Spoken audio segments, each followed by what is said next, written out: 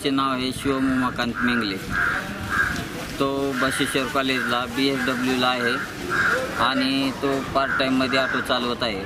Part टाईममध्ये auto चालवत असताना संध्याकाळी 9:40च्या दरम्यान नंतरची ही घटना घडलेली आहे. तर 9:40च्या नंतर कशी घडली घटना की जेणेकरून तो ऑटो रोडच्या साईडला उभं केला होता, स्विच चालू आणि कंटिन्यूमध्ये लाईट चालू होती आणि रोडच्या साईडला उभं केलेला होता रोडवरती.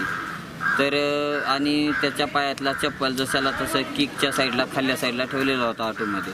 पाठीमागे एक बॅग सापडली, त्या बॅगमध्ये डायरी वगैरे अशा पद्धतीने ते शॅग वगैरे सापडली. आणि त्यानंतर आम्हाला ज्यावेळेस आम्ही इकडे तिकडं पाहणी करत होतो, पण ती पाहणी करण्या अगोदर जो फोन आम्हाला आला गेला मित्रांचा, त्यांचा ऑटो लाईनमधले मित्र आहेत, तर ते ऑटो धीरज आणि मारुती म्हणून ह्या दोघांनी अशी कशी गाडी रोडवरती उभी शोभून सोडून गेला आहे रात्री. तर म्हणून ते पाहिलं गेलं. तर पाहिलं गेल्यानंतर त्याने लगेच वडिलांना कॉल केला. मुलाच्या वडिलाला कॉल केल्यानंतर मुलाचे वडील चल बघू जाऊ म्हणून आम्ही दोघं जण निघालो. मग ते गेल्यानंतर तो ऑटोची पाहणी केली. पाहणी केल्यानंतर हे आम्हाला अशा पद्धतीने सापडलं गेलं. तर तो काही दिसला नाही. मग त्यानंतर आम्ही तपासणी चालू म्हणजे पाहण्यासाठी इकडे तिकडे फिरायला लागलो.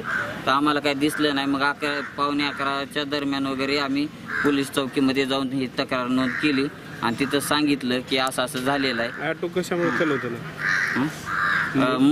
मुलीचं लग्न होतं, म्हणजे बहिणीचं लग्न होतं. बहिणीच्या लग्नासाठी एक थोडाफार पैसा जमा व्हावा या महिनाभर कालावधीमध्ये म्हणून तो ऑटो चालवत होता.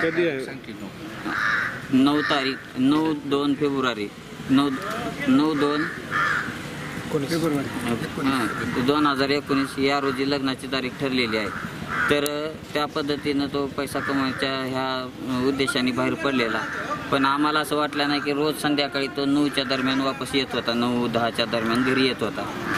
मग तो आम्ही त्याला जेवण करण्यासाठी फोन केला होता ये म्हणून, पण त्याचा काही आम्हाला तपास लागला नाही, भेटला नाही.